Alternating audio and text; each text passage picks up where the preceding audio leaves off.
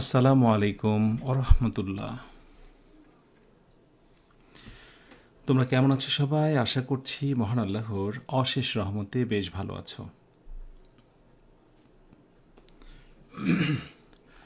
আলহামদুলিল্লাহ, আমিও বেশ ভালো আছি।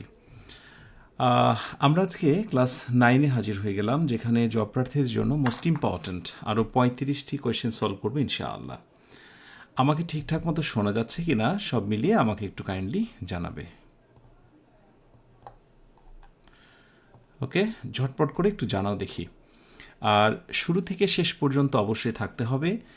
আমাকে ঠিকঠাক মতো শোনা যাচ্ছে কিনা, সব কিছু ওকে আছে কিনা দ্রুত জানিয়ে পুরো মনোযোগটা ক্লাসে আসবে, কেমন?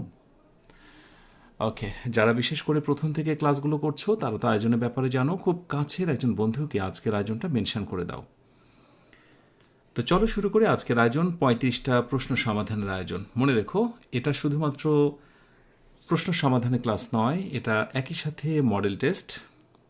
যদি তুমি ফুললি প্রিপেয়ার্ড একজন স্টুডেন্ট হও, মডেল টেস্টের মতো করে আনসার দেবে। কোন আনসারটা কেন হলো আমি তো সেটা বলবো, এবং বাকি কোন আনসারটা কেন হলো না, এবং ওই ধরনের বিষয়গুলো নিয়ে আরও কত রহস্য রয়েছে সবগুলো আলোচনা করব। সো থাকতে হবে শুরু থেকে শেষ পর্যন্ত খুব মনোযোগ দিয়ে।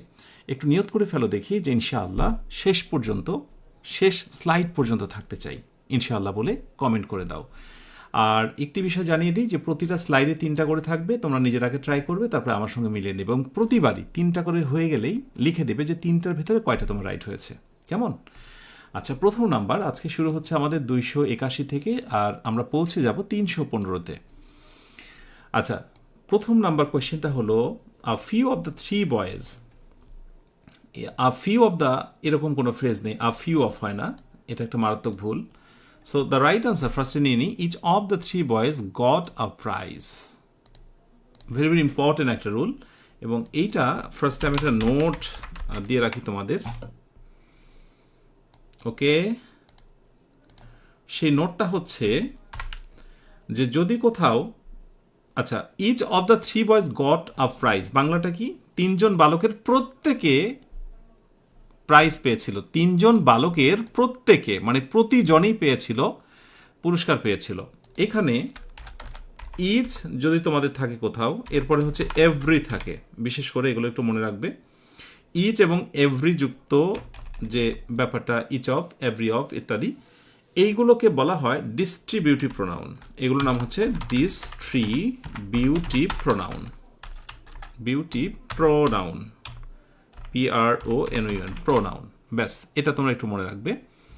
ইচ, এভরি এগুলো থাকলে সেটাকে বলা হয় ডিস্ট্রিবিউটিভ প্রোনাউন। ইচ অফ থাকলে নাউনটা বেসিক্যালি কিন্তু প্লুরাল হয়ে যায়। এই যে অপের পরেরটা নর্মালি কিন্তু প্লুরাল হয়ে যায়, each of, some of, many of, এইরকম নাউনটা কিন্তু বেসিক্যালি সাধারণত প্লুরাল হয়। ওকে, বাকিটা ঠিক আছে। আর every of the three boys, এভরির পরে অফ বসে না। All of the three boys, এটা আসলে কোনো অর্থ আসে না, সেদিক থেকে শুধুমাত্র রাইট উত্তর হচ্ছে বি নাম্বারটা, জাস্ট ইট। ওকে, আর একটা রাইট হতে পারতো এই নোটটা, যে এভরি যুক্ত বাক্যতে আমরা রাইট করতে পারতাম, এটা একটু লিখে রাখতে পারো। যদি এভরির পর আমরা একটা ওয়ান দিতে পারতাম, so every one of the three boys got a prize, তাহলে এটাও কিন্তু রাইট হয়ে যেতে পারতো। ঠিক আছে, এইটাও কিন্তু কারেক্ট হয়ে যেতে পারতো। তাহলে আমরা ফাইনালি যেটাতে সমাধানে আসতে পারি সেটা হচ্ছে ইচ অফ, আর তারই পরিবর্তে আমরা বলতে পারি এভরি ওয়ান অফ। রাইট, এইটুকু মনে রেখো। 282, হোয়েন হি অ্যারাইভড, যখন সে পৌঁছেছিল। I was about to leave, about to leave, অর্থাৎ যখন সে পৌঁছেছিল তখন আমি যাওয়ার উপক্রম।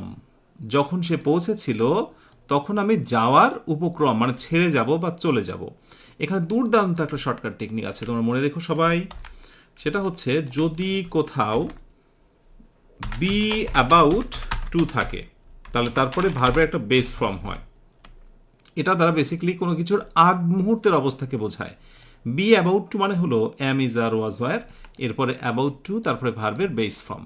সো এই যে বি মানে be verb was about to, এই যে অ্যাবাউট টু ভার্বের বেস ফর্ম হচ্ছে লিভ। এখন এখানে ভার্বের বেস ফর্ম কিন্তু গো আছে, কিন্তু অর্থের জন্য রাইট হবে না। বাংলায় আমি কি বলতে চেয়েছি, যখনই সে পৌঁছেছিল আমি তখনই যাওয়ার বা ছেড়ে যাওয়ার উপক্রম, ছেড়ে যাওয়া। আর গো মানে তো এমনি যাওয়া, ছেড়ে যাওয়া, কোথাও আছো তুমি, সেই জায়গাটা তুমি ছেড়ে চলে যেতে চাও, সেখানে তোমাকে লিভ ইউজ করতে হবে। ওকে, আচ্ছা, এরপরে 283 ইনডিফিনিট প্রোনাউনের উদাহরণ কোনটি? ইনডিফিনিট প্রোনাউন মানে অনির্দিষ্ট করে, অনির্দিষ্ট করে কোনটা? আচ্ছা, হু না, সেভারেলটা রাইট আনসার। আর বাকিগুলো একটু দিয়ে দিই ফার্স্টে। আচ্ছা, হুটাকে বলা হয় রিলেটিভ প্রোনাউন, রিলেটিভ প্রোনাউন। আর মাইনটা কি বলতো? Double possessive. মনে করে দেখো, ডাবল পজেসিভ। আর উই হচ্ছে পার্সোনাল প্রোনাউন। ব্যাস, সো প্রতিটা লিখে দিলাম। আর সেভারটাকে আমরা বলছি ইনডিফিনিট প্রোনাউন। সো আমরা কয়েকটি ইনডিফিনিট প্রোনাউনের আমরা লিস্ট দিতে পারি নোট হিসেবে। তো ইনডিফিনিট প্রোনাউনের প্রথম সারিতে যেটা থাকবে সেটা হচ্ছে ডট ডট ওয়ান। ইনডিফিনিট প্রোনাউনের সারিতে প্রথমেই যেটি থাকবে সেটি হচ্ছে dot dot one. Dot dot one মানে হচ্ছে এনিওয়ান, সামওয়ান, নো ওয়ান। এরপরে হচ্ছে dot dot body, somebody, anybody, nobody, right? Dot dot, তারপরে হচ্ছে সামথিং, এনিথিং, নাথিং, এইরকম মানে থিং যুক্ত। তারপরে কি থাকবে এর সঙ্গে? বিশেষ করে ধরো ম্যানি আসে কোনো কোনো সময়, ম্যানি আসতে পারে, সেভারাল আসতে পারে, ফিউ আসতে পারে, হ্যাঁ ফিউ আসতে পারে, সেভারাল আসতে পারে, ইটিসি। এইগুলো হচ্ছে ইনডিফিনিট প্রোনাউন, এগুলোর নাম হচ্ছে ইনডিফিনিট প্রোনাউন। তো তেমনটাই ছিল হচ্ছে এইটা। হতে পারে কোনো একবার পরীক্ষায় সেভারালের পরিবর্তে হয়তোবা সেখানে ম্যানি দিয়ে ফেলতে পারে। আশা করি খুব সহজে বুঝতে পারবে। এই স্লাইডে কার কয়টি হলো ঝটপট করে একটু কমেন্টে জানাও। 284 he advised me dot dot to give up smoking. অর্থাৎ সে আমাকে স্মোকিং ছাড়তে উপদেশ করেছিল। নোটটা কি? আমরা কেন আসলে ইনফিনিটিভটাই নেব? কেন আমরা এটা নিচ্ছি না? বিকজ এর একটা দারুণ রিজন রয়েছে। সেটা হলো যে নির্দিষ্ট কিছু ভার্ব আছে, এটা তোমরা একটু মনে রাখবে। যেমন অ্যাডভাইস বা অ্যাডভাইসড, ভিআইএসিডি, অ্যাডভাইসড হতে পারে। সবচেয়ে গুরুত্বপূর্ণ করে দিচ্ছি এনকারেজ, সিওইউআরএজি, এনকারেজ, মনে রাখবে। এরপর হচ্ছে ওয়ার্ন একটা আসে, আর্জ আসতে পারে, ইউআরজিই। এর সঙ্গে ইম্পর্টেন্ট স্বাভাবিকভাবে যেটা আসে সেটা হচ্ছে অর্ডার, কোনো কোনো সময় আস্কও দেখা যাবে। ওকে, আস্কও দেখা যাবে। আর নর্মালি তো টেল হয় ইত্যাদি। আরেকটা দিতে পারি আমরা এক্সপেক্ট, পিএসসিতে এক্সপেক্ট। এই শব্দগুলোর ডিমান্ড হচ্ছে আমাদের পরে বসবে অবজেক্ট। আমাদের পরে কি বসবে? আমাদের পরে বসবে অবজেক্ট, ডট ডট। এই শব্দগুলোর পরে বসবে অবজেক্ট, অবজেক্টের পরে বসবে এনআইটিআইভি, ইনফিনিটিভ। অবজেক্টের পরে বসবে ইনফিনিটিভ। তাহলে নর্মালি এই শব্দগুলোর ভিতরে অ্যাডভাইসড রয়েছে, এরপরে অবজেক্ট আছে এবং তারপরে হবে ইনফিনিটিভ। আর ইনফিনিটিভ মানে তো আমরা জানি, ইনফিনিটিভ মানে হচ্ছে টু প্লাস ভার্বের বেস ফর্ম। তোমাদের আত্মবিশ্বাসের জন্য আমি আবারও রিমাইন্ডার দিচ্ছি যে আমার ক্লাসে থাকলে প্রতিটা প্রশ্নের ভিতরে আছে বেসিক টু অ্যাডভান্স ইনফরমেশন। সুতরাং শুধু লেগে থাকতে হবে, কেমন? ওকে, সো ইনফিনিটিভ, সেই জন্য রাইট উত্তর হচ্ছে এইটা। আচ্ছা, 285 I should appreciate it if you could complete this work dot dot first day. অর্থাৎ আমি খুশি হব যদি তুমি বৃহস্পতিবারের মধ্যে কাজটি শেষ করে ফেলো। বৃহস্পতিবারের মধ্যে, সো বাই, রাইট? কেন? এইখানে একটা গুরুত্বপূর্ণ নোট আছে। যখন কোনো কিছু ডেডলাইন প্রকাশ করা হয়, মানে ওই সময়ের মধ্যে এটা করতে হবে, যেটাকে আমরা ইংরেজিতে বলি ডেডলাইন, আর বাংলা হচ্ছে শেষ সীমা। তো নর্মালি বাই প্লাস এরপর একটা টাইমের উল্লেখ থাকবে, বাই 2 PM, বাই স্যাটারডে ইত্যাদি, যদি সেটা দ্বারা ডেডলাইন বোঝানো হয়। তোমরা বাংলায় যারা নোট করছো লিখে নিতে পারো শেষ সময়সীমা। ঠিক আছে? সো বলা হচ্ছে যে বৃহস্পতিবার এর মধ্যে, এই ডেডলাইনের মধ্যেই যদি তুমি কাজটি কমপ্লিট করো আমি খুব খুশি হতাম। নিশ্চয় বুঝতে পেরেছ কেন আসলে আমরা বাই ইউজ করছি। ওকে, সো এরপরে 286 কোনটি প্রেজেন্ট পারফেক্ট টেন্স? খুবই সহজ answer, the right answer is B নং। কোনটি present perfect tense? Okay, I have had the news. মোটামুটি এটা আমরা প্রত্যেকেই জানি যে সাবজেক্টের পরে যদি কোথাও হ্যাভ অথবা হ্যাজ থাকে এবং V3 থাকে তাহলে তার নাম হচ্ছে প্রেজেন্ট পারফেক্ট টেন্স। সাবজেক্টের পরে যদি হ্যাভ হ্যাজ থাকে এবং এরপরে ভার্বের পাস্ট পার্টিসিপল থাকে তাহলে সেটা হয়ে যায় প্রেজেন্ট পারফেক্ট টেন্স। এখন এখানে একটা গোলক ধাঁধা তৈরি হয় অনেকের, I have had the news. আমি যদি তোমাদের বলি যে এই বাক্যটার বাংলা অর্থ কি, কেউ বলতে পারবে? এনিবডি? ধারণা হয়তো বা করতে পারো যে I have had the news, আমি নিউজটি পেয়েছি। বিষয়টা হলো যে এই জায়গায় হ্যাভটা মূলত কাজ করছে যে ভার্বের মতো, সেটা হচ্ছে গেটের মতো, রাইট? সেই গেট থেকে বেসিক্যালি গট হয়েছে, I have got the news. তোমরা মনে রাখবে এই হ্যাবের অনেক ধরনের অর্থ আছে। এই হ্যাভ মানে ইট হতে পারে, মানে খাওয়া। এই হ্যাভ মানে স্টে মানে থাকা হতে পারে। এই হ্যাভ মানে গেট হতে পারে। এই হ্যাভ মানে বলা যেতে পারে তোমার উপস্থিতি, presence. I am really happy to have your presence, আমি তোমার উপস্থিতিতে খুশি হয়েছি, ইত্যাদি ইত্যাদি। অনেক ধরনের অর্থ হতে পারে। এই হ্যাভ বলা যেতে পারে যে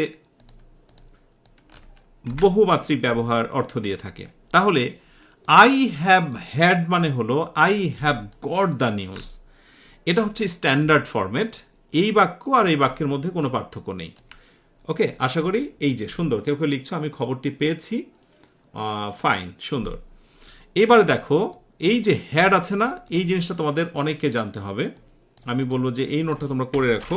সেটা হচ্ছে হ্যাভ আর হ্যাজ হচ্ছে প্রেজেন্ট, এটার পাস্ট টেন্স হচ্ছে হ্যাড, পাস্ট পার্টিসিপল হচ্ছে হ্যাড।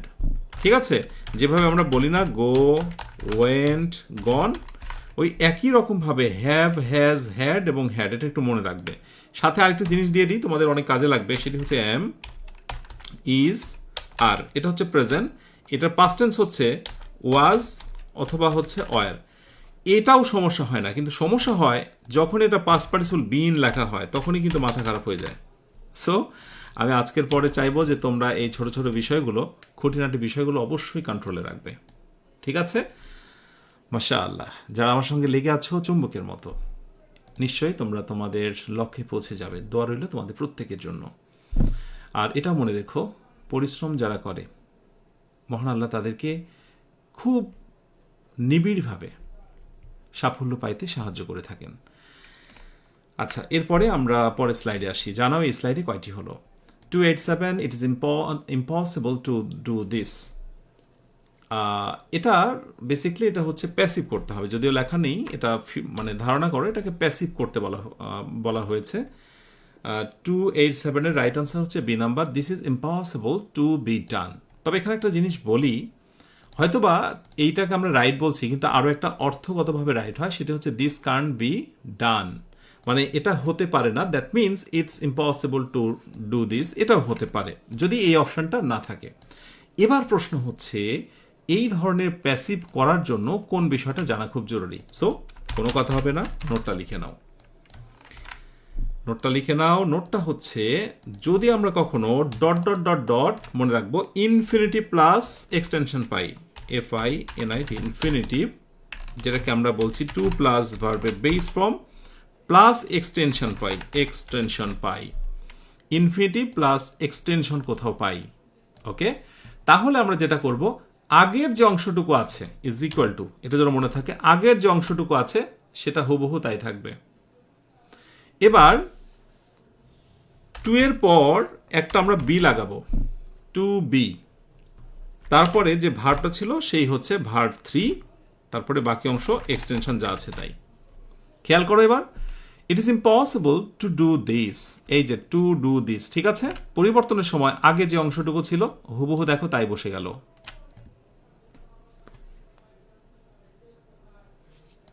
ওকে, এইখানে আবার একটু বোঝাতে হবে যে অবজেক্টটাকে নিয়ে আসতে হবে, না হলে আবার ঝামেলা হবে। So subject, object as subject, অর্থাৎ অবজেক্টটাকে আমাদের সাবজেক্ট করতে হয়েছে, করলাম। তারপরে কি বলতো, বাকি যে অংশটি আছে টু ডু, দেখো টু বি, আর যে ভার্বটা ছিল সেই হচ্ছে ডান, টু বি ডান। এক্সটেনশন বাড়তি অংশ নেই, এই জন্য আমরা বসাইনি। ব্যাস এইটুকু মনে রাখলে আশা করি তোমাদের অনেক কাজে দেবে। সো একটা ছোট্ট টেস্ট হয়ে যাক, দেখি পারছো কিনা। যেমন it was easy to solve, SOLV, it was easy to solve, এটা প্যাসিভ করতে হবে। So the right answer is, বলো দেখি দ্রুত। It was easy to solve, it was easy to solve.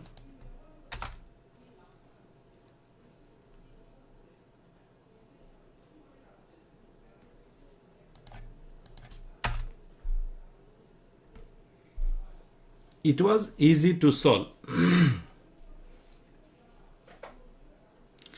এখন দেখো এইটার পরে কিন্তু কোনো অবজেক্ট নেই, তো যখন অবজেক্ট থাকবে না তখন বেসিক্যালি তুমি ইট অথবা দিস, এখন অপশানে যেটা থাকবে তুমি সেটা নেবে। তারপরে ইট ওয়াজ বা this was easy to be solve.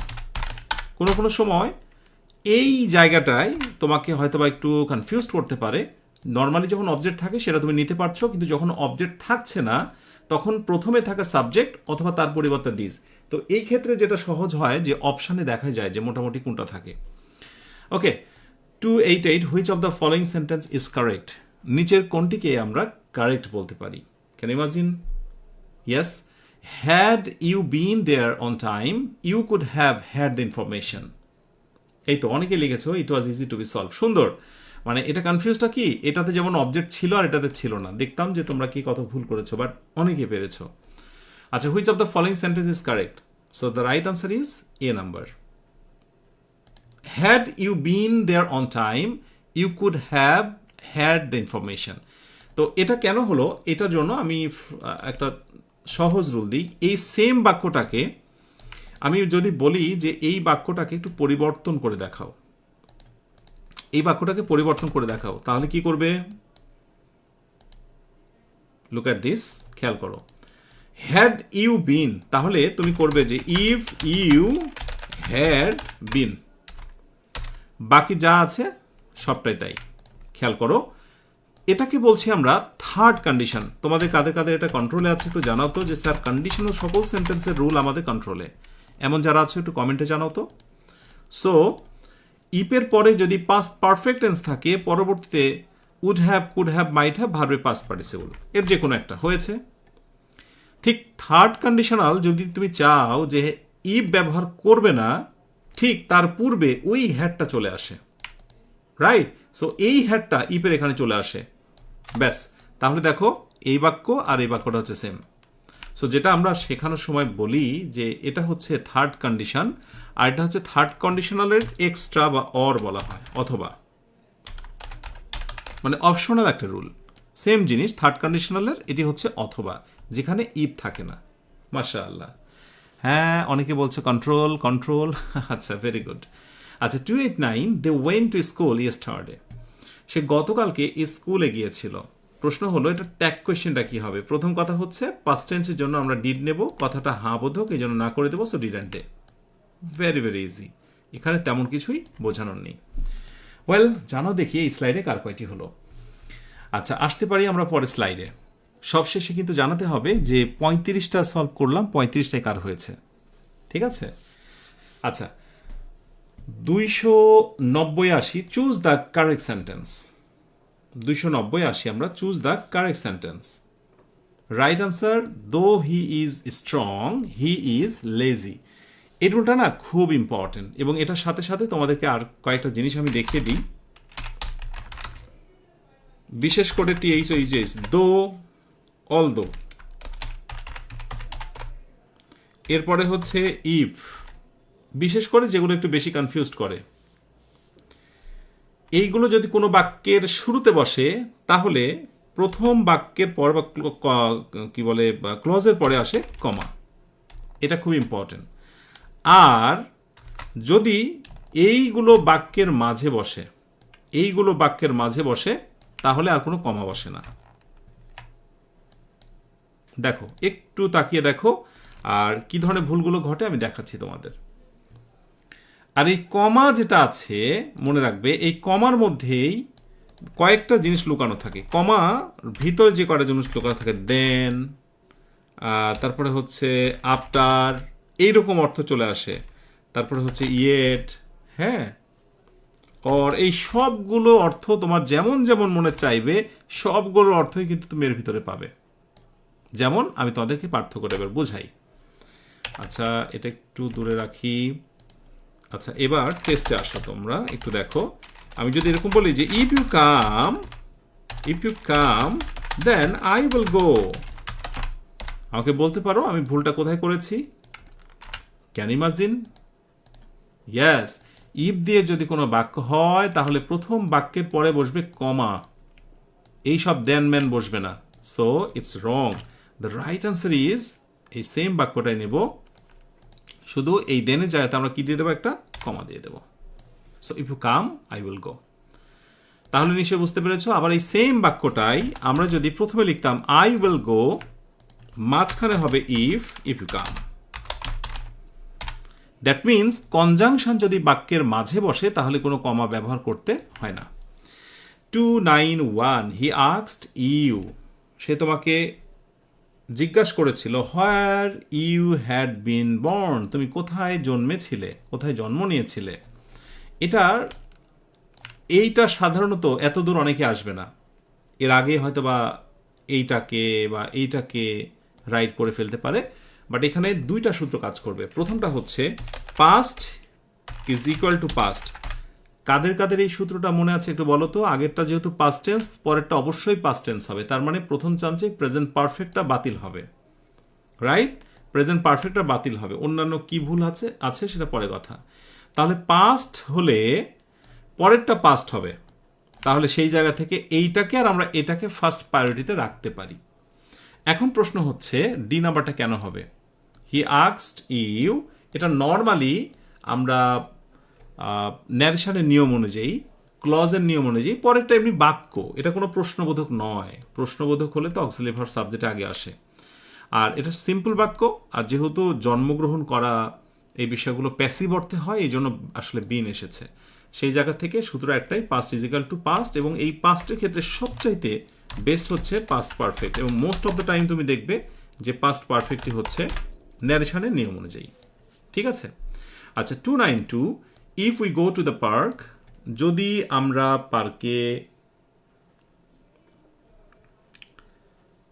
If we go to the park, আমরা যদি পার্কে যাই, dot dot you like to come to, okay?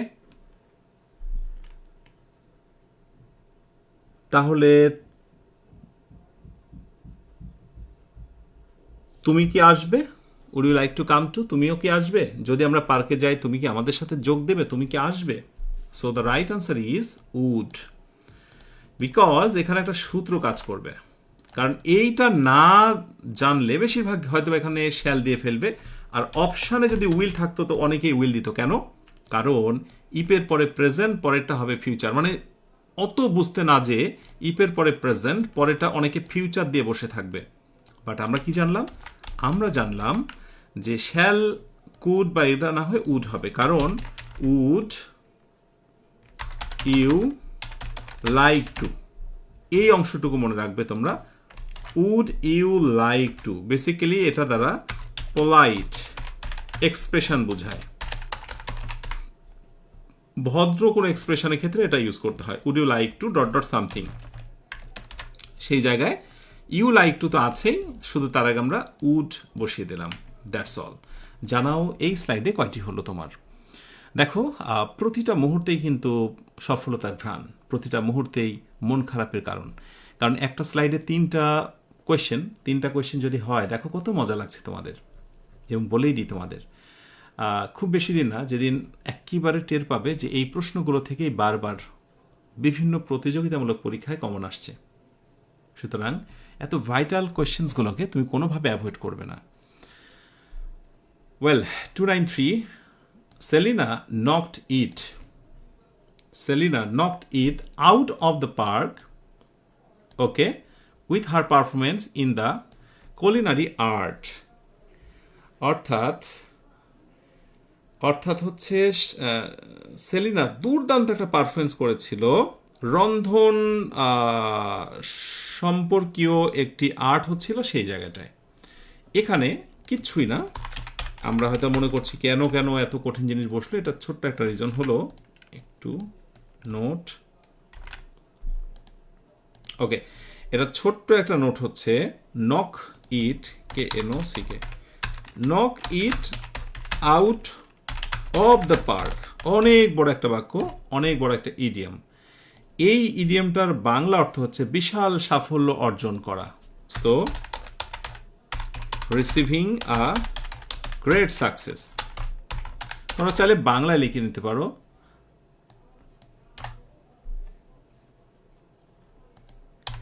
Receiving a great success অর্থাৎ বিশাল বড় সাফল্য অর্জন করা। তো সেটাই হয়েছে নকড ইট, নক থেকে নকড ইট।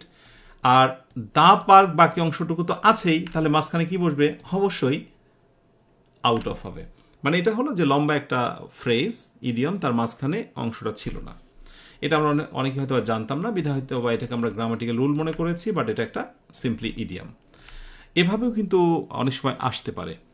আচ্ছা, 294, ... eggs were served to the players ... so boiled eggs অর্থাৎ সেদ্ধ ডিমগুলো খেলোয়াড়দেরকে সার্ভ করা হয়েছিল। কি ডিম? সেদ্ধ, তার মানে ফুটন্ত হওয়ার পর সেটা কমপ্লিটেড। সো যখনই কোনো জিনিস পরিপূর্ণরূপে হয়ে যায়, সুতরাং সেখানে হয়ে যায় V3 প্লাস নাউন। এই জিনিসটা তোমরা মনে রাখবে, V3 প্লাস নাউন। আর এই V3 প্লাস নাউনকে বলা হয় past participle adjective, past participle adjective.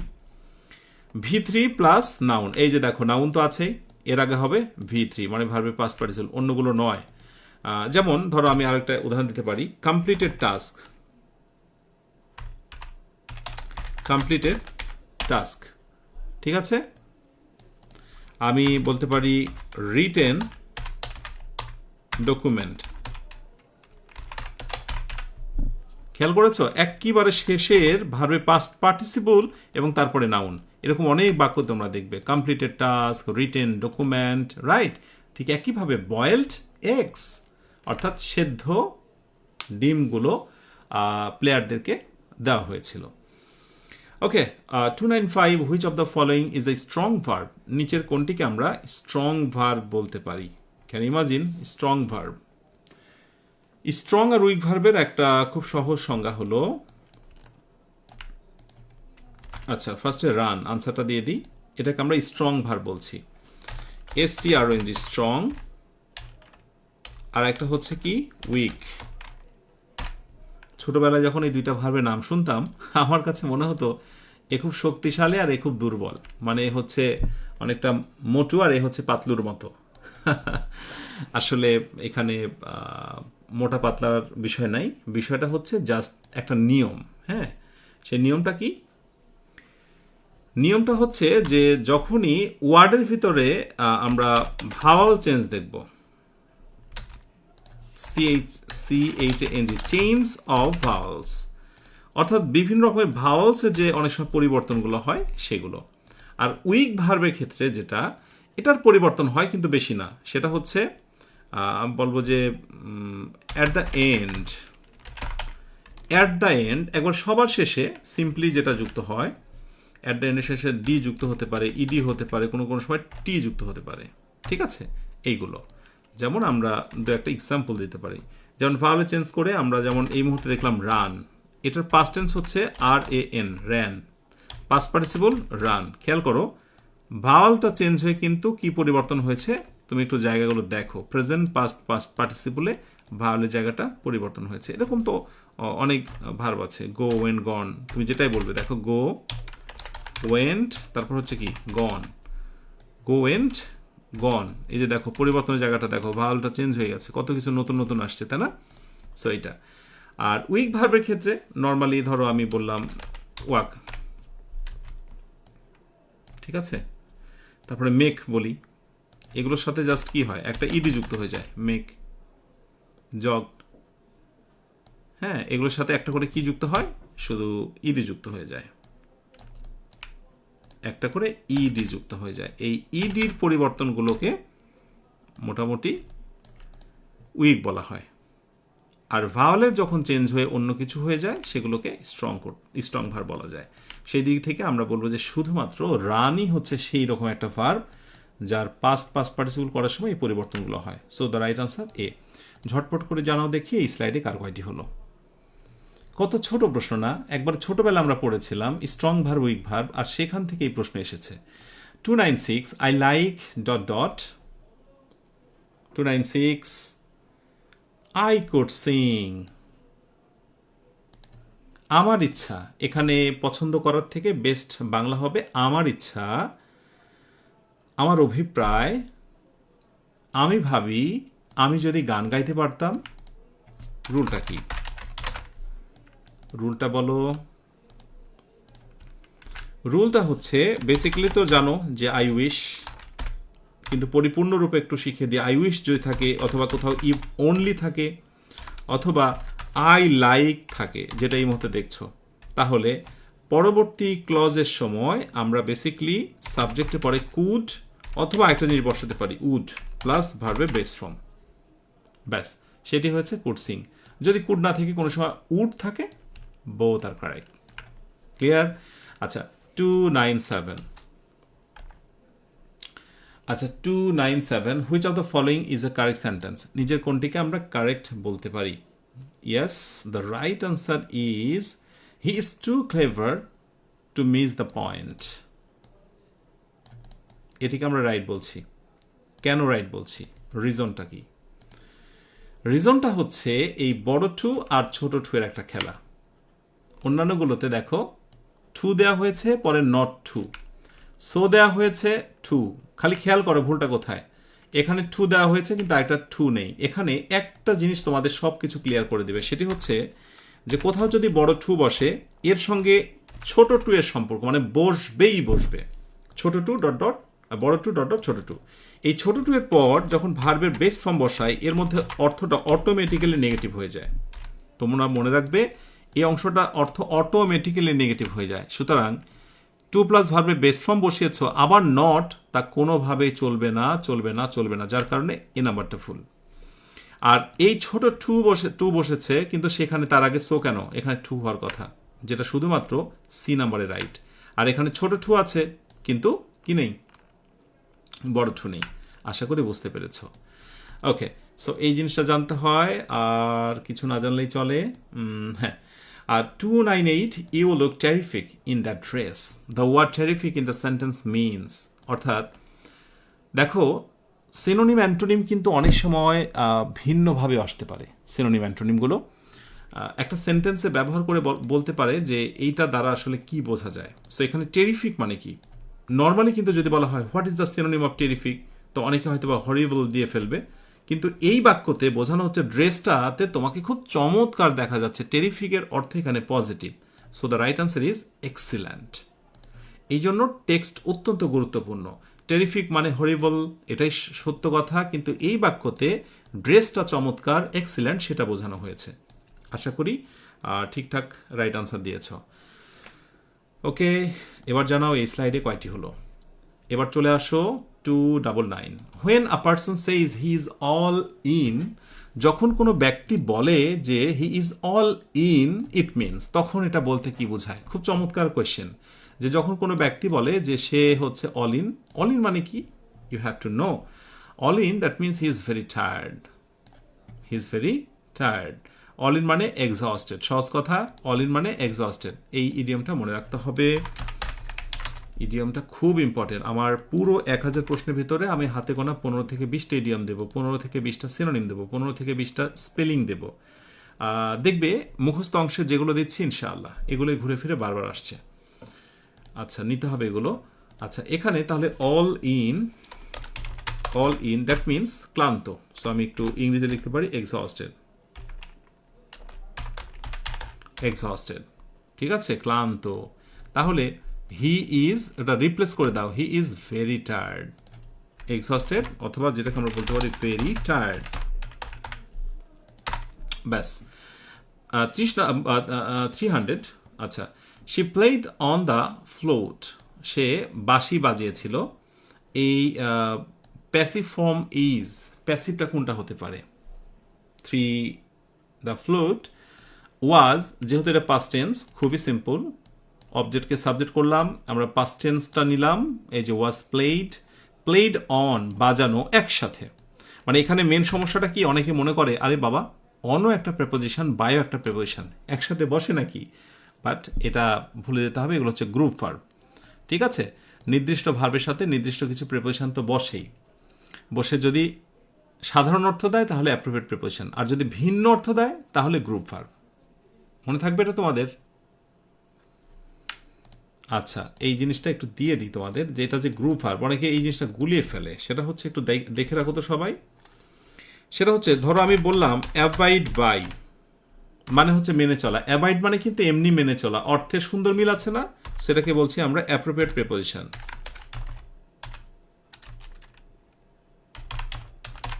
Appropriate preposition. আর ধরো আমি বললাম একটা শব্দ টেল আপন, ইউপিওএন, আপন। তোমরা কি কেউ বলতে পারবে টেল আপনের বাংলা অর্থ কি? পড়া থাকলে তো পারবে। বেসিক্যালি টেল আপন মানে কিন্তু বলা নয়, টেল আপনের পুরো অর্থটাই পরিবর্তন। টেল আপন মানে হচ্ছে ক্ষতি করা, হার্ম। টেল আপন মানে হচ্ছে ক্ষতি করা। তাহলে এই যে অর্থের কোনো মিল নেই, এটাকে বলা হয় গ্রুপ ভার্ব। গ্রুপ ভার্ব, ঠিক আছে। এইরকম কিছু গ্রুপ ভার্ব, কিছু অ্যাপ্রোপ্রিয়েট প্রিপোজিশন, যেটা অ্যাপ্রোপ্রিয়েট বলবো না, এটা গ্রুপ ভার্বই বলবো। এটা হচ্ছে খেলা নয়, বরং এটা বাজানো, আলাদা অর্থ। সো এইরকম গ্রুপ ভার্ব যখন থাকে, ওই প্রিপোজিশনটাকে আমরা চাইলেই সেখান থেকে বাদ দিতে পারি না। ঠিক আছে, okay. There are dot dot dangerous drivers. The right answer is a lot of. ইংরেজিতে ডিটারমিনার 3 প্রকার, কাউন্টেবল, আনকাউন্টেবল এবং মিক্সড। মনে থাকবে? আচ্ছা, আমি একটু সহজ করে দিই। মিক্সড ডিটারমিনার যেগুলো, DETER ডিটারমিনার্স, এই মিক্সড ডিটারমিনার ভিতর সবচেয়ে উল্লেখযোগ্য হচ্ছে নো, বারবার আসে, এটা যেন মনে থাকে। তারপর হচ্ছে সাম, ঠিক আছে। তারপরে হচ্ছে আ লট অফ, সবচেয়ে বেশি ব্যবহার হয় আ লট অফ। আর লট অফেরই সমার্থক একটি হচ্ছে লটস অফ, কোনো পার্থক্য নেই। এই মিক্সড ডিটারমিনারের কাজ হচ্ছে, এরা বলছে যে আমাদের পরে আপনি নাউনটা যদি কাউন্টেবলের পরিবর্তে, মানে কি বলে যে কাউন্টেবল বসান, কাউন্টেবল, TABL, কাউন্টেবল প্লুরাল বসান, তবু আমরা বসবো। এমনকি যদি আপনি আনকাউন্টেবল নাউন বসান, তাও আমরা বসবো। আনকাউন্ট, TABLE, আনকাউন্টেবল, তবু আমরা বসবো। জাস্ট লাইক, আমরা একটা উদাহরণ থেকে ফিরে আসি। চলো আমরা একটা উদাহরণ দেখে আসি। ওকে, একটা উদাহরণ দেখে আসি। ধরো এরকম বলা হলো, আমি যদি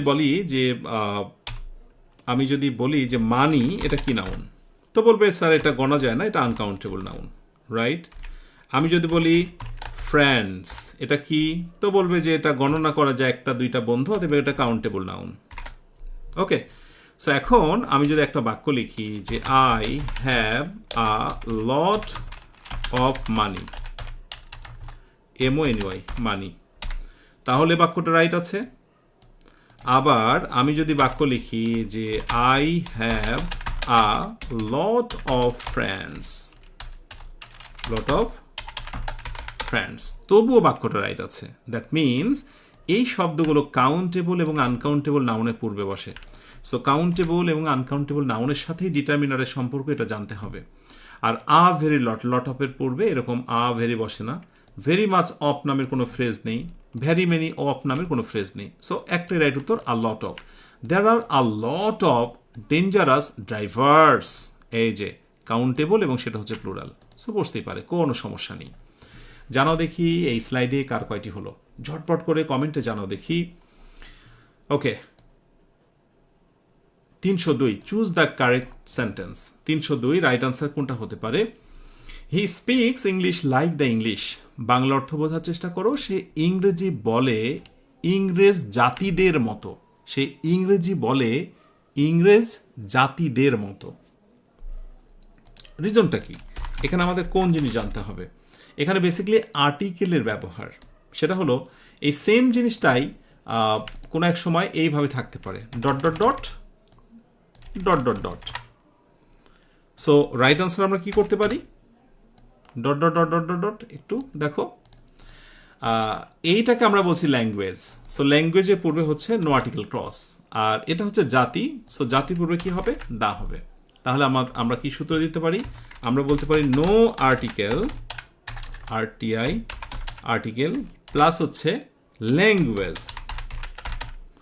অর্থাৎ ল্যাঙ্গুয়েজের পূর্বে কোনো আর্টিকেল হবে না, but the plus nation name, TION, nation name. অর্থাৎ জাতির যখন কোনো নাম হবে, বাংলাদেশ জাতি, পাকিস্তান জাতি, ইন্ডিয়ান জাতি, তখন ইংলিশ জাতি তার পূর্বে দা হবে। ব্যাস, এই হচ্ছে আমাদের গুরুত্বপূর্ণ রুল। ওকে, আচ্ছা, এরপরে আসো নেক্সট 303 নম্বরে। Black death is the name of plague pandemic. So plague প্যান্ডামিকের অপর নাম হচ্ছে ব্ল্যাক ডেথ। জাস্ট মনে রাখার মতো বিষয়, ভোকাবুলারির মতো একটি বিষয়। Singh is dot dot believing, very very important, প্রচুর পরিমাণে পরীক্ষা আসে এটা, 304 নাম্বারটা। সো অবশ্যই আমাকে একটু রিজনটা বলতে হবে, আমার মনে হয় এটা জানা দরকার প্রত্যেকের। সেটা হলো যে সাবজেক্ট যদি, মনে রাখবে, মানে ভার্ব প্লাস আইএনজি হয় এবং মাঝখানে যদি বি ভার্ব হয়, কি ভার্ব? বি ভার্ব, তাহলে প্যারালালের নিয়ম অনুযায়ী পরেরটাও কিন্তু অবজেক্টটাও ভার্ব প্লাস আইএনজি হয়, ভার্ব প্লাস আইএনজি হয়। এবং শুধু তাই না, এখানে মজার বিষয় হলো যদি কখনো এই সেম জিনিসটা, খেয়াল করো একটু ভালো করে, যদি টু প্লাস ভার্বের বেস ফর্ম হয়, তাহলে এখানেও শেষে হবে টু প্লাস ভার্বের বেস ফর্ম। যেমন সিং ইজ বিলিভিং, বাক্যটা খেয়াল করো। এবার আমি পুরো বাক্যটা দিয়ে দিই। Singh is believing, Singh is believing. দেখো সমান সমান। এই সেম বাক্য আরেকভাবে রাইট হতে পারত। সেটা হচ্ছে যদি এখানে টু সিং না দিয়ে টু সি দিতাম, অর্থ একটু চেঞ্জ হয়, কিন্তু পরেরটা কি হবে? To see is to believe, believe. So আগেরটা যেমন বি ভার্বের পরে হচ্ছে তেমন, সেম সেম। এগুলোকে বলা হয় প্যারালালিজম বা সমান্তরালের রুল। এই কোয়েশ্চেনটাই বিভিন্ন প্রতিযোগিতামূলক পরীক্ষাতে আমি দেখেছি আরেকভাবে আসতে। সো চলো আমরা একটু দেখি। সেটা হলো টু সিং ইজ বিলিভিং, এই বিলিভিং এর নিচে আন্ডারলাইন করা হয় এবং আন্ডারলাইন করে বলে যে বলো এটার নাম কি। Option A, is it gerund? Option B, participle.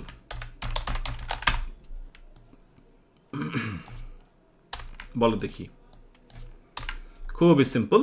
B verb পরবর্তী ভার্বের সঙ্গে যখন আইএনজি হয়, এটা হচ্ছে নাউন কমপ্লিমেন্ট। এটা হচ্ছে নাউন কমপ্লিমেন্ট, যেটাকে আমরা বলি noun complement, that means gerund. So B verb পরবর্তী ভার্বের সঙ্গে আইএনজি যেটা, সেটাকে আমরা বলি হচ্ছে কি? জেরান্ড।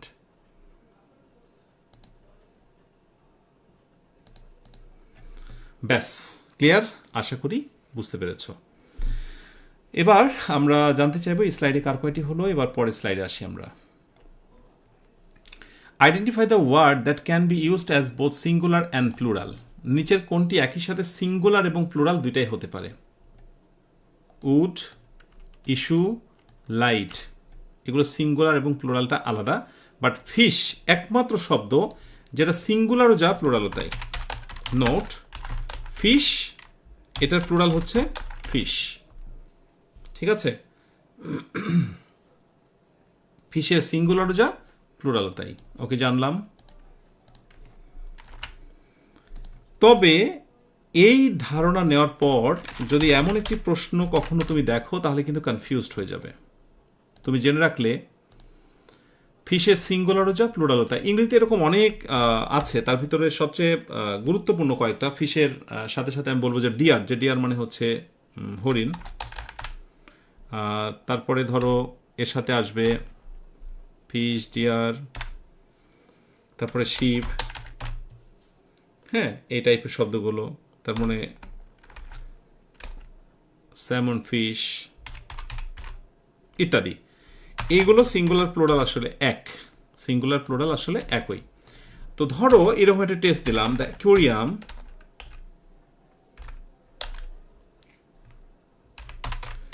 aquarium has many ... অপশানে বললাম যে আমি কি ফিশ দেব, অপশান বি FISH ফিশেস দেব। দ্য অ্যাকুয়ারিয়াম হ্যাজ ম্যানি, ওই যে কাঁচের ভেতরে অনেক ধরনের মাছ থাকে। এখন এক্ষেত্রে তুমি কি দেবে, ট্রাই করো দেখি একটু। রাইট, অনেকে ট্রাই করছো। এবার একটু জেনে রাখো, সেটা হলো যে একই জাতীয় অনেকগুলো মাছকে ফিশ মানে ফিশ, যেমন ধরো পুঁটি মাছ, মাগুর মাছ, কই মাছ, একই ধরনের অনেকগুলো অর্থে তুমি ফিশের প্লুরাল ফিশ করতে পারবে। কিন্তু ধরো একটা পুকুরে পুঁটি মাছ, তোমার পাঙ্গাস মাছ, মাগুর মাছ, অনেক ধরনের মাছ আছে ভিন্ন ভিন্ন জাতের, তখন কিন্তু তোমাকে ফিশেস দিতে হবে। বলা হচ্ছে অ্যাকুয়ারিয়ামের ভেতরে অনেক জাতের মাছ আছে অ্যাকুয়ারিয়ামের মধ্যে, সো তখন ফিশেস হয়ে যাবে। তাহলে সর্বশেষে আমরা ফিনিশিংয়ে আসি যে ফিশ থেকে এটার প্লুরাল ফিশেস হতে পারে যখন সমজাতীয় একই ধরনের মাছ, কিন্তু ফিশেস হয়ে যেতে পারে যখন সেগুলো দ্বারা ভিন্ন ভিন্ন জাতের মাছ বোঝাবে। কেমন? 306, I am looking for someone who can play the piano. Bangla অর্থ খেয়াল করো, আমি এমন একজনকে খুঁজছি যে পিয়ানো বাজাতে পারে। পারার ইংরেজি কি? ক্যান। আর এটা আমরা প্রত্যেকে জানি মডাল ভার্বের পর ভার্বের বেস ফর্ম। তোমরা মনে রাখবে যে মডাল ভার্ব থেকে সবচেয়ে বেশি ব্যবহার হতে দেখা যায় ক্যান, উড এবং মাইড। ক্যান, উড এবং মাইড সবচেয়ে বেশি ব্যবহার হয়, ক্যান, উড এবং মাইড। আচ্ছা, 307, হি র্যান ফাস্ট, সে খুব দ্রুত দৌড়িয়েছিল, লেস্ট যাতে না he ... miss the train. He should miss the train. Okay, আমরা কেন নিব? সে খুব দ্রুত দৌড়িয়েছিল নচেত যদি না সে ট্রেনটা মিস করে। এখানে দুর্দান্ত একটা রুল হলো, যখনই তোমরা কোথাও লেস্ট দেখতে পাবে, এটা একটা এমন কনজাংশন সর্বদাই বাক্যের মাঝে বসবে এবং এর পরবর্তীতে 100% দুটা মডেল ভার্ব পাবে, হয় শুড নতুবা হচ্ছে মাইট। এরপরে ভার্বের একটা বেস ফর্ম। মনে রাখবে এই পাশের অর্থটা অটোমেটিক্যালি নেগেটিভ হয়ে যাবে। লেস্ট মানেই তো নেগেটিভ, সো এই পাশের অর্থটা অটোমেটিক্যালি হয়ে যাবে নেগেটিভ। সে এত দ্রুত জড়িয়েছিল যে যাতে সে ট্রেনটা মিস না করে, তাই কোনোভাবেই ভুল করে শুড নট, মাইট নট দেবে না। এই ধরনের কনফিউজিং কিন্তু কোয়েশ্চেন্স অনেক সময় আসে, অনেকে কিন্তু নট দিয়ে ফেলে। সো লিস্টের পরের বাক্যটা কোনোভাবেই হবে না। ঠিক আছে? ওকে, আশা করি বুঝতে পেরেছ। জানাও কার কয়টি হলো। পরের slide. 308, which of the noun is used in the ফ্যামিলিন form? Masculine, feminine, অর্থাৎ কোনটিকে আমরা স্ত্রীবাচক বলতে পারি? অ্যাঙ্গার, রাগ, টাইম, সময়, মুন, চাঁদ। ইয়েস, মুনটাকে আমরা বলতে পারি। কেন বলো তো? কারণ এখানে একটা সূত্র মনে রাখলেই হবে তোমাদের, কারণ এগুলোকে বলা হয় পার্সোনিফিকেশন। যেগুলো দ্বারা আসলে কমল, মিষ্টি, ঠান্ডা মেজাজের কিছু বোঝা যায়, সেগুলোকে আমরা শি বলি, মানে এগুলোকে ফেমিনিন হিসেবে তুলনা করি। তার ভিতর উল্লেখযোগ্য হচ্ছে মুন, প্রচুর আসে পরীক্ষাতে, রাইট? আর্থ, স্প্রিং, অনেক আছে, আমি দিলাম নেচার। এই শব্দগুলোর প্রোনাউন তুমি অবশ্যই ইট নিতে পারো, আপত্তি নেই। তবে যদি কেউ জানতে চায় স্পেসিফিকভাবে যেটা মাস্কুলিন না ফেমিনিন, তখন তুমি এটাকে শি বলবে, কারণ এগুলোকে মৃদু, মন্দ, মিষ্টি, সৌন্দর্য, স্নিগ্ধতা এইরকম কিছু দিয়ে ফিল করা যায়। আচ্ছা, ওকে। এরপরে নেক্সট যে নাম্বারটা, সেটা হলো যে শিয়ের পরিবর্তে হিও কিন্তু বসে কোনো কোনো সময়, যেগুলো বিশেষ করে কঠিন হয়, রুদ্র মূর্তি, খুব ভয়ঙ্কর জিনিস, যেমন ধরো ডেথ, মৃত্যু, ভয়ঙ্কর বিষয়। এরপরে হচ্ছে সান, সূর্য, সামার, গ্রীষ্মকাল, মানুষকে খুব কষ্ট দেয়। এর সঙ্গে অ্যাঙ্গার, ঠিক আছে? তারপরে টাইম, খুব নিষ্ঠুর, কারোর জন্য অপেক্ষা করে না। সো এই জায়গাটা আমরা এটার পরিবর্তে ইট নিতে পারি। তবে যদি কেউ জানতে চায় এটা মাস্কুলিন না ফেমিনিন, তখন আমরা বলবো এটা মাস্কুলিন এবং তার পরিবর্তে আমরা হি দিতে পারি। ক্লিয়ার? আশা করি বুঝতে পেরেছ। Okay, there is no use in buying the book, অর্থাৎ বই কেনার কোনো দরকার নেই। প্রিপোজিশন ইন হবে। নর্মালি প্রিপোজিশনের পর ভার্বের সঙ্গে আইএনজি হয়, কিন্তু অর্থের দিক দিয়ে যখন জেরান্ড হয় তখন সেখানে ইনটাই বেশি অ্যাপ্রোপ্রিয়েট, ইন প্লাস জেরান্ড। এবং মজার কথা বলি, এই বাক্যটায় তুমি যদি প্রিপোজিশন ইন নাও দিতে তাও কিন্তু বাক্যটা রাইট আছে। এই বাক্য আর এই বাক্যের মধ্যে খুব পার্থক্য নেই। সুতরাং যেসব জায়গাগুলোতে এরকম আইএনজি যুক্ত অংশ থাকে সেইটাতে তুমি হচ্ছে কি বসাতে পারবে, ইন বসাতে পারবে, অন্য কোনো প্রেপোজিশন নয়, অন্য কোনো প্রেপোজিশন নয়। অনেকের কাছে হয়তো এটা রাইট মনে হতে পারে, there is no use of buying the book, but no. ঠিক আছে? Okay, and 310, which sentence is correct, নিচের কোনটিকে কারেক্ট বলতে পারি? B number, he is poorer of the two. He is poorer of the two, অর্থাৎ সে দুইজনের মধ্যে সবচেয়ে বেশি গরিব। দারুণ একটা রুল এখানে লুকিয়ে আছে। যদিও এই বাক্যটাকে আমরা সঠিক বলছি, কিন্তু এই বাক্যটা সঠিক হচ্ছে যখনই কোথাও অফ দ্য টু থাকবে। মনে রেখো, দুইয়ের ভেতরে অফ দ্য টু, TWO, অথবা অফ দ্য পেয়ার। কোথাও যদি এই শব্দগুলো কোনো একটা থাকে, অফ দ্য টু বা অফ দ্য পেয়ার, তাহলে দা প্লাস কম্পারেটিভ বসে, অর্থাৎ কম্পারেটিভের পূর্বে একটা দা দিতে হয়, কিন্তু দা কি আছে? নেই। সো এখানে হওয়ার কথা ছিল he is the poorer of the two, এমনটা হওয়ার কথা ছিল। Okay, so of the two, of the pair, the plus comparative. সাথে তোমাদেরকে আরও একটা জিনিস মনে রাখতে হবে, অফ দ্য টু না থেকে যদি অফ দ্য এখানে 2 এর উপরে 3 থাকে, 4 থাকে, 5 থাকে, হ্যাঁ, তখন কিন্তু আবার সেটা কি হয়ে যাবে?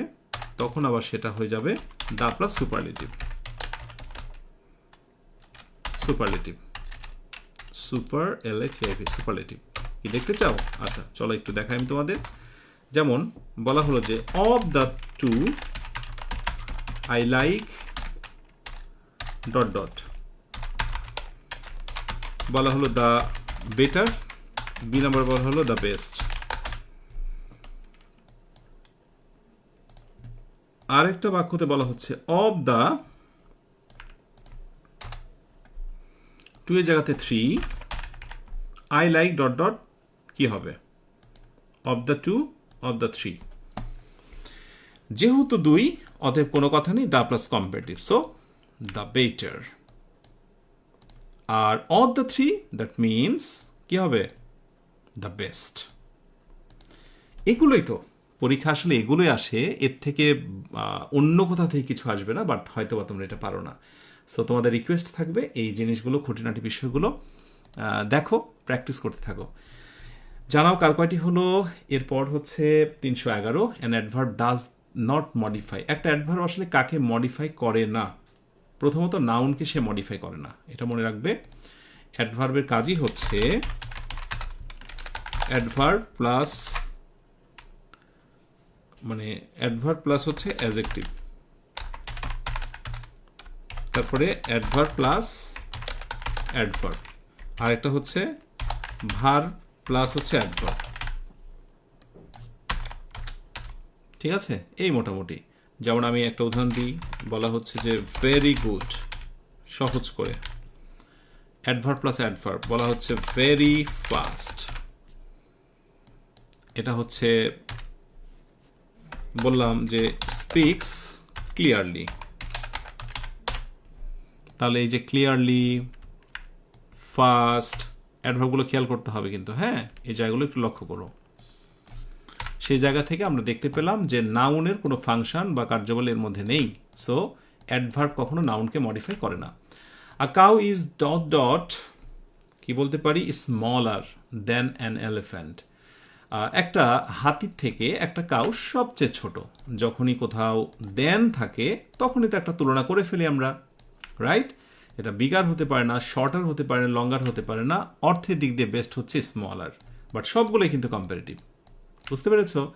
অ্যান্ড 313 অনিয়ন প্রাইজেস হ্যাভ কি দিতে পারি আমরা? বেড়েই চলেছে। আমরা গতদিন কিন্তু এরকম একটা সূত্র শিখিয়েছিলাম আগের ক্লাসে, রাইজ আর রেজ নিয়ে, মনে আছে তোমাদের? বলো, রাইজ আর রেজের মধ্যে পার্থক্য বলো। চাকুরি পেতে চাও, খুব দ্রুতই স্বপ্নকে আলিঙ্গন করতে চাও, অথচ 1 ঘন্টার ক্লাসে তোমার মনোযোগ থাকে না, কিচ্ছু হবে না এভাবে। দয়া করে নিবেদিত হও, চাকরি আমাকে পেতেই হবে, সময় আমার মাত্র 6 মাস, আর এর জন্য এত বেশি ডেডিকেটেড হব যে ছোটোখাটো বিষয়গুলোকে আমার কোনো কানেই লাগবে না। কোথাও হালকা ব্যথা পেয়েছি, মনেই হবে না আমার ব্যথা লেগেছে, এতটা কনসেন্ট্রেশন থাকবে। আমরা এরকম হয় না অনেক সময় যে কোনো একটা মুভি দেখি বা নাটক দেখছি, তো একটা মশা গায়ে কখন বসেছিল এবং খাওয়ার পর সে একেবারে রক্ত খেয়ে একেবারে ফুটবলের মতো হয়েছে, এরপর হাত দিয়ে মারলেই কিন্তু টাস করে রক্ত বের হয়ে যায়, গা হাত মেখে যায়। মানে বুঝতেই পারেনি একটা মশা এসে তার এভাবে হুল ফুটিয়ে দিল আমাদের শরীরে, টের পেলাম না কখন। ওই সিনেমায় ওই নাটকটার ভেতরে এত ঢুকে গিয়েছিলাম যে টের পাইনি। চাকুরি যদি পেতে চাও, তোমাকে পড়ার মধ্যে প্রবেশ করতে হবে ঠিক এভাবে, ডানে বামে কোনো কিছু তোয়াক্কা করা যাবে না। 4-5 ঘন্টা ঘুম ব্যতীত পুরো সময়টাই দিতে হবে পড়াশোনায়, আর এভাবে চলুক 6 থেকে 1 বছর। আমি চ্যালেঞ্জ করছি, কোনো শিক্ষার্থী যদি কাউকে দেখানো বাদ দিয়ে নিজেকে তৈরি করার জন্য 6 মাস রুমে বন্দি থাকে, খাওয়া দাওয়া, গোসল, নামাজ, এই মৌলিক কিছু বিষয়গুলো ব্যতীত, ইনশাআল্লাহ 6 months enough time. I can challenge you, I can guarantee you. দেখা যাক এমন কজন রয়েছে ডেডিকেটেড। আচ্ছা, onion prices have, the right answer is risen. Right, বেড়ে চলেছে। আর এই রেজ মানে হচ্ছে হাত উঠানো, এটা হচ্ছে ইন্ট্রানজিটিভ, একটু মনে করে দেখো, অনেকবার বলা হয়েছে। এটা হচ্ছে ইন্ট্রানজিটিভ আর এটা হচ্ছে ট্রানজিটিভ। সো ইন্ট্রানজিটিভ মানে এরপরে অবজেক্ট থাকবে না, অন্য কিছু, এগুলোর নাম হচ্ছে অ্যাডভার্ব। ঠিক আছে, INT, হ্যাঁ, ইন্ট্রানজিটিভ ভার্ব। সো এর নোট না দিলেও চলবে। And last slide, the principal along with his student planting trees for 2 hours। অর্থাৎ প্রিন্সিপাল ছাত্রর সাথে করে বৃক্ষরোপণ করছেন কতদিন ধরে? 2 ঘন্টা ধরে। The right answer is has. মোটামুটি এর আগে আমি এই রুলটা দিয়েছি তোমাদের, একটু মনে করে দেখো। অ্যালং উইথ, মনে আছে? এর সাথে যদি কোথাও থাকে উইথ, অ্যালং উইথ, তারপরে এরকম অ্যাকম্পানিড বাই ইত্যাদি। এর 2 পাশে কিন্তু 2টা সাবজেক্ট থাকে, তোমরা একটু খেয়াল করে দেখবে। 2 পাশে 2টা সাবজেক্ট, একটা হচ্ছে সাবজেক্ট 1 আর একটা হচ্ছে সাবজেক্ট 2। সো যখনই 2 পাশে 2টা সাবজেক্ট থাকে, তখন বেসিকলি যে ভার্বটা বসে, সেই ভার্বটা কোনটা অনুযায়ী বসে? প্রথমটা অনুযায়ী। ঠিক আছে? So along with the principal has been planting, আমার মূল টার্গেট হচ্ছে প্রিন্সিপাল, হিজ স্টুডেন্ট নয়। সো দ্য প্রিন্সিপাল, এই শব্দগুলো অবশ্যই তোমরা মনে রাখবে। কেমন? খুব ইম্পর্টেন্ট এই রুলটা। And last, change into negative form, he is too weak to work. Already এই রুলটা তোমরা পড়েছো, টু, কিন্তু এইখানে এসে যেটা দেখবে, এই ধরনের বাক্যগুলোকে আমরা যদি নেগেটিভ করতে চাই, তাহলে সেখানে কি ইউজ করতে হয়? Right answer, he is so weak than he can't walk. এবার কমেন্টে জানাতে থাকো কার কয়টি হয়েছে আর উত্তরটা মিলিয়ে নাও। 2.2 থাকলে সেইখানে আমরা বেসিক্যালি সো ইউজ করি, এবং পরবর্তীতে দ্যাট দেওয়ার পর একটা সাবজেক্ট বসে, এবং তারপরে বেসিক্যালি ক্যান নট বা কুড নট চলে আসে। ক্যান বা could, COULD, could not, cannot অথবা কুড নট। তাহলে এবার একটু খেয়াল করে দেখো, এই যে সো তুলে আমি 2 তুলে দিলাম সো, ওকে, তারপরে যা আছে তাই, তারপরে আমি দিলাম হচ্ছে দ্যাট, এরপরে হচ্ছে দ্বিতীয় সাবজেক্ট প্রেজেন্ট টেন্স, তাই আমি দিলাম ক্যানট। যদি এখানে ওয়াজ থাকতো আমি দিতাম কুড নট, বাকি যা আছে তাই। সো এই সূত্রটুকু মনে রাখলেই আশা করি এই ধরনের কোয়েশ্চেনের আনসার দিতে পারবে। এটা হাবোধক বাক্য, এটা হচ্ছে নাবোধক বাক্য। আর টু ডট ডট টু এই বাক্যগুলোকে এটাকে বলা হচ্ছে সিম্পল, আর সো দিয়ে যে বাক্যটা তৈরি করি আমরা সেটাকে বলা হয় কমপ্লেক্স। কমপ্লেক্স। ব্যাস, আলহামদুলিল্লাহ, এই ছিল আজকের আয়োজন। সব মিলিয়ে আমাকে জানাও কার কয়টি হয়েছে 35টার ভেতরে, আর কারা শুরু থেকে শেষ পর্যন্ত লেগেছিলে এই আয়োজনের একেবারে শেষ স্লাইড পর্যন্ত। আলহামদুলিল্লাহ, সবাই পারে না লেগে থাকতে, শুধু লেগে থাকতে পারলেই সফলতা। লেগে থাকো কয়েকটা মাস, ইনশাআল্লাহ সফলতার হাসি হাসবে। পুরো আয়োজনটি কেমন এনজয় করেছো, কি তোমাদের মনের অভিব্যক্তি, কিছু কি বলতে চাও? যা কিছু বলতে চাও আমি শুনছি তোমাদের কথা, চোখ রাখছি কমেন্টে। কমেন্টের দিকে নজর রেখে শেষ করছে আজকের আয়োজনটি। তোমরা সবাই অনেক ভালো থেকো, যে ভালো শেষ নেই, সুখে থেকো, যে সুখের সীমানা নেই, এই অনন্ত শান্তির চিরন্তন প্রত্যাশায় সবাইকে শুভরাত্রি। আসসালামু আলাইকুম ওয়া রাহমাতুল্লাহ।